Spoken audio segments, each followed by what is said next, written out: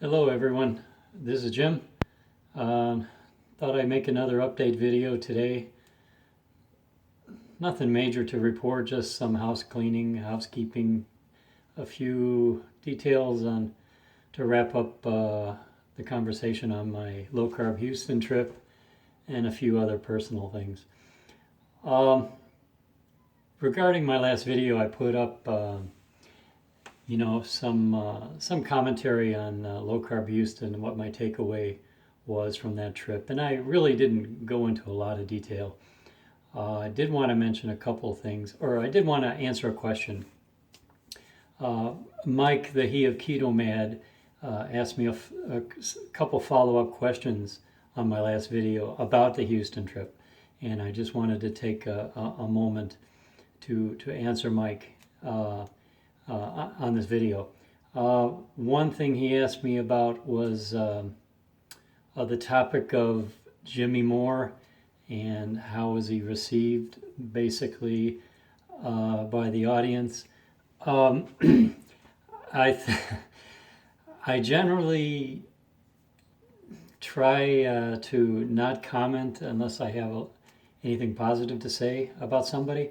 So I hadn't planned to say anything about the Jimmy Moore experience, but I did. All I will say is this. In fact, I have my notes. I brought my notes out from just so I could be precise. On Jimmy Moore's presentation at the Low-carb Houston, it was called the science of communicating science. So ostensibly, it was to teach us how to communicate science to the public. The extent of my notes after his presentation are that Jimmy reviewed his story, his journey. He has a blog, a YouTube channel, a podcast. He sells books. He creates whiteboards.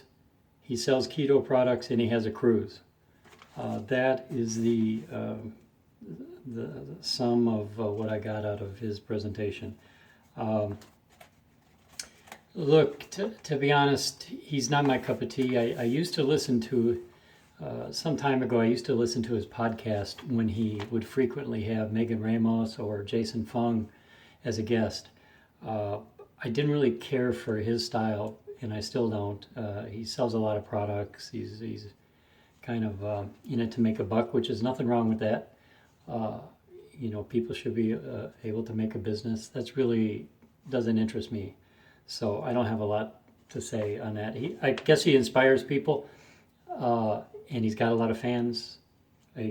So whatever works for you, that's your business. Just not my cup of tea. The other question that Mike asked me about, the stories of the nightlife at Low-carb Houston and how they compared to Breckenridge. Well, Mike, I have news for you.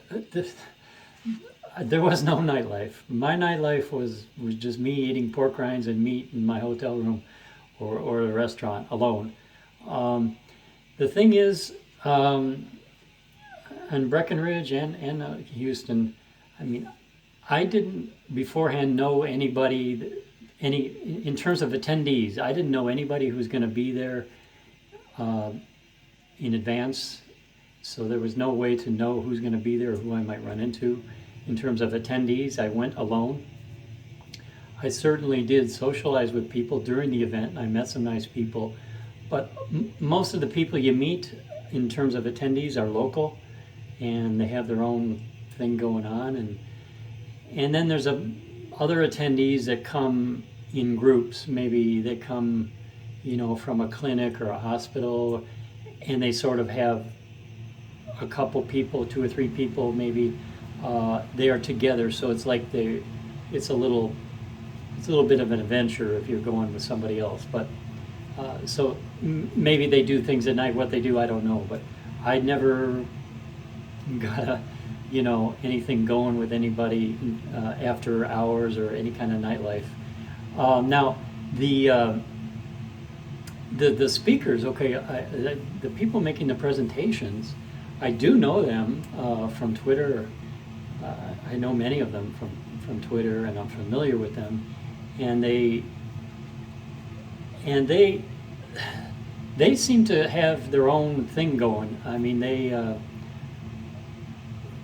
they come there, you know, and certainly during the conference hours.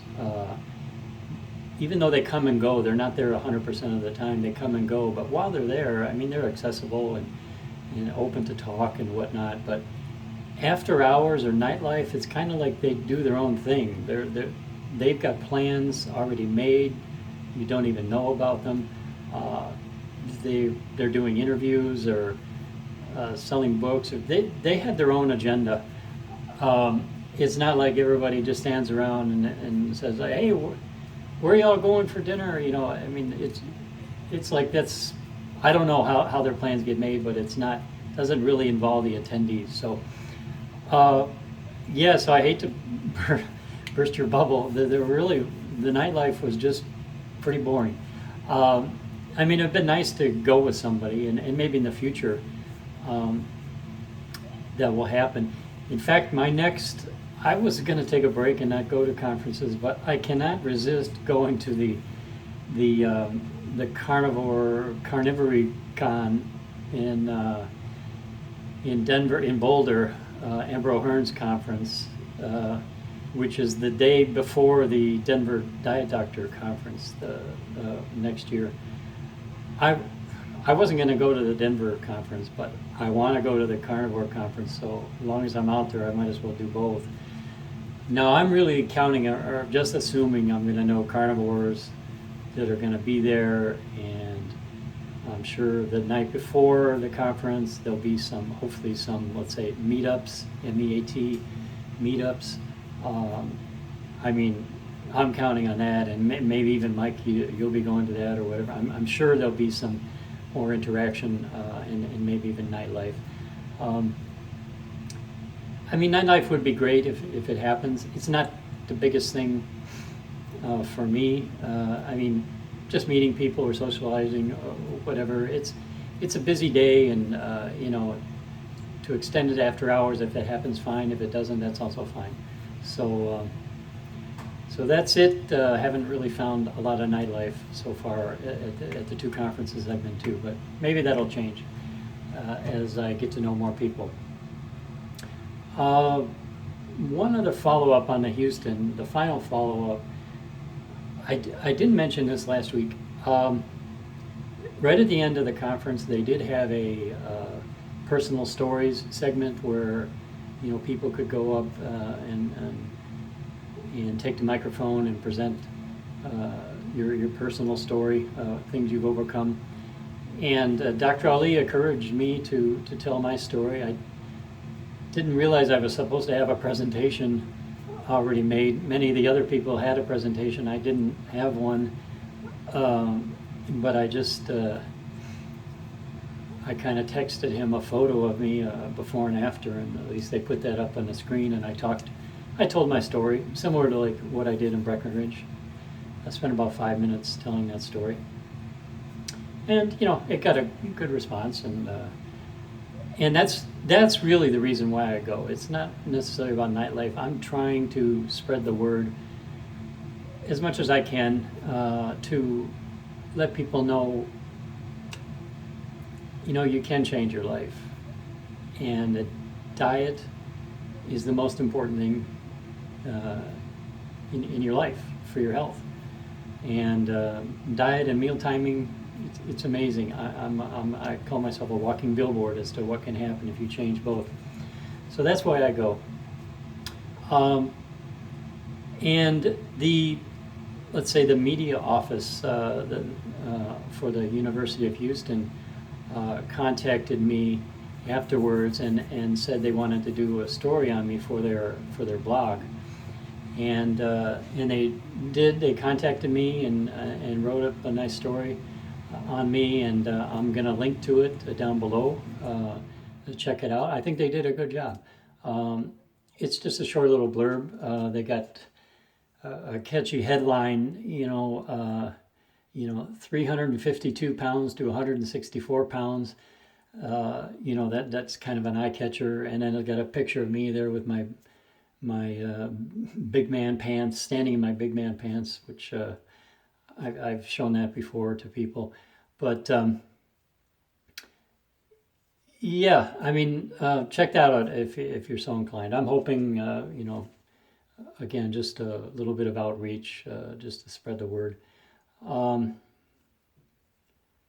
That's about it. The other thing, okay, I know what I wanted to say now. I mentioned the big man pants. Now we're going to segue into the show and tell part of this video. For whatever reason, earlier in the week, I needed a large envelope. I don't know about any of you. I don't use envelopes anymore. I used to always have envelopes, but I do everything online. And I know I have envelopes, I just didn't know where. So I was rooting around, digging through a box looking for envelopes. And I pulled out of this box, I'll show you. I pulled out this giant, I thought, what is this? Oh, it's a belt. First I thought, oh, that must be my old belt. And then I pulled it out, and I'll stand back. It's so long, I thought, well, I'm putting it on the floor. It's pretty much as tall as I am. I did a double take because I said, wait, is that a belt, or is that some kind of a strap for cargo? And then I looked at it. Yeah, that was my largest belt, 62. I was 60-inch waist, and this is a 62. You're supposed to buy the belt a couple inches higher. I mean, I don't know. I mean, it's almost, I guess I'm not used to the size I used to be anymore. I mean, I know I've got pictures of those pants, but look at this. I mean, this belt, it's almost like a hula hoop. And I just don't recall, or I can't remember being that large. And it's certainly, I mean, if you put this on my current frame, there's this much of me is gone. I don't know. I just, this kind of stuff never gets old. You get these little reminders come up once in a while. I wanted to share that, the big man belt.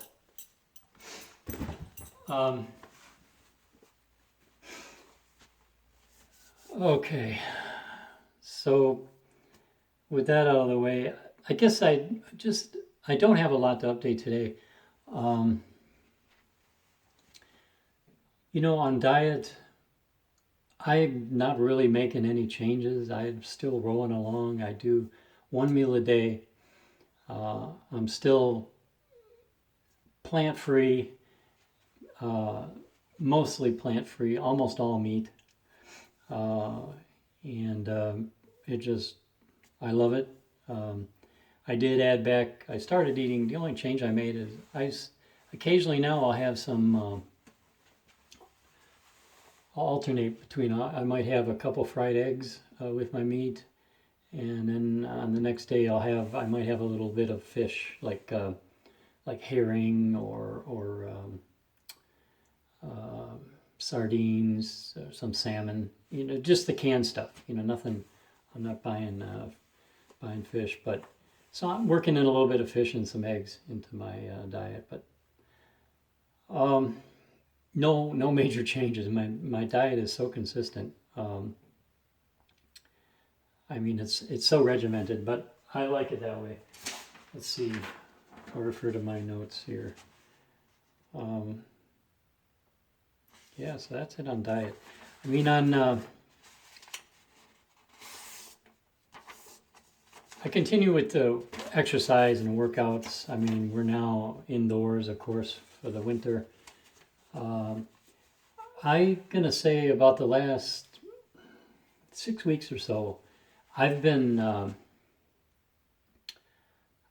I kind of changed my philosophy on my running, and I've gone now to high intensity, whereas I run a little less often and a little less distance-wise, time-wise. I run shorter. Rather than an hour, I might be running 40, 45 minutes. But I put intensity into every run, whether I'm running 3 miles, 4 miles, or 6 miles. I push the intensity, and I generally do a lot of intervals.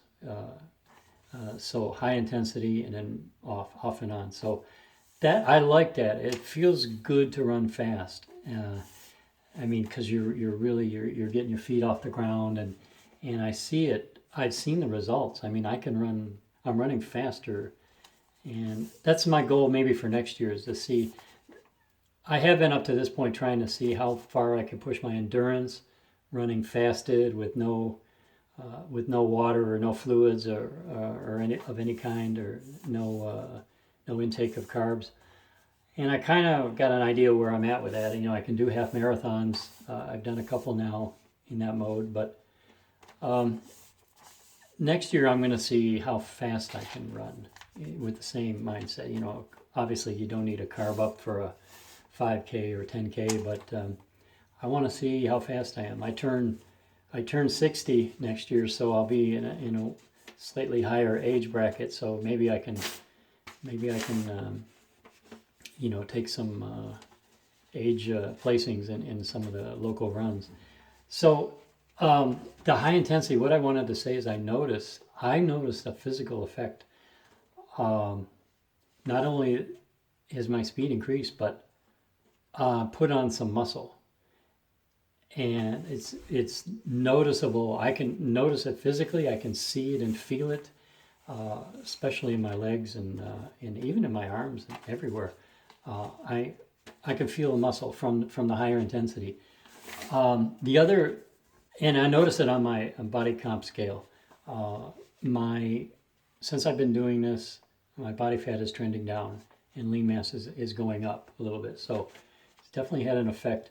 The other thing I'm doing, one day a week, I do like the StairMaster and this other machine called an Open Strider. It's sort of like a combination of an elliptical and a running. Your feet don't leave the pedals, but I like the feeling on the stride. It's a little bit like a combination between an elliptical and a StairMaster. But anyway, the stairs I think were really helpful. I tend to always have a little like lower back pain, even if I'm running or in pretty good health. I'd always fight some lower back pain, and it would limit like how much I could do in terms of like kettlebells and things like that. But since I've been doing that StairMaster, I've had no lower back pain. It seemed to help with that, and I feel it like in my glutes and in my back. So I kind of like where I'm at now with this high intensity exercise, and working in a few variations, like I said, with the StairMaster. And the other thing I'm doing is I'm doing at least once a week. I try to do I call it like a stretching / yoga routine, and I found this on a channel, on a YouTube channel called CircleMaster Fitness, and I will link to that, and I recommend you check it out. CircleMaster Fitness. This is an account. This is a channel by Nia, I think is her name, and I originally came across her channel because it came up as a carnivore link, because she had made a few videos on trying a carnivore diet to help with to improve her health or some digestive issues, certain things she was exploring the carnivore diet. But her real emphasis on her channel is more to do with fitness. Okay, obviously CircleMaster Fitness, but I just like her approach and her style, and her workouts and stretching. I find them very. It suits my my age and my tempo, and I'm able to. I need to, when I do kind of stretching, I need to improve my flexibility in my hips and I just don't move. I don't have the range of motion I would like. So I follow her videos, and I slowly go through it all, and I find them sort of meditative and relaxing, and I am able to increase my range of motion and stretching. Like I said, I do that once a week. I don't overdo it because I find a little bit of that goes a long way for me. I don't know, maybe it's age or whatever, but if I can easily overdo it, if I overstretch or if I do too many kettlebells or so I really got to take it easy. Unless it's seems like on the on the running kind of stuff, I can just let that. I can run as hard as I want and not have any really lingering, maybe just a tiny bit of muscle soreness the next day, but it's tiny and it goes away. So that's kind of some changes on the fitness side of it. But everything else is going well. I'm maintaining, maintaining weight. Oh, actually, weight has gone up like 2 pounds, but I believe, like I said, I believe it's muscle. I mean, it's because my muscle mass has increased and my body fat has gone down. So I'm okay. I can see, physically, I can see my legs are just kind of, I can see the muscles are now much more getting definition. And also, I'm not going to do any biceps, but I'm picking up some muscle anyway. So yeah, the weight went up a couple pounds. I'm typically now like 165, 166. But yeah, it's going okay. That's I don't know. I did the show and tell. I think that's it for today. Thank you everybody for the people who watch and subscribe and like and give me questions. I find that inspiring.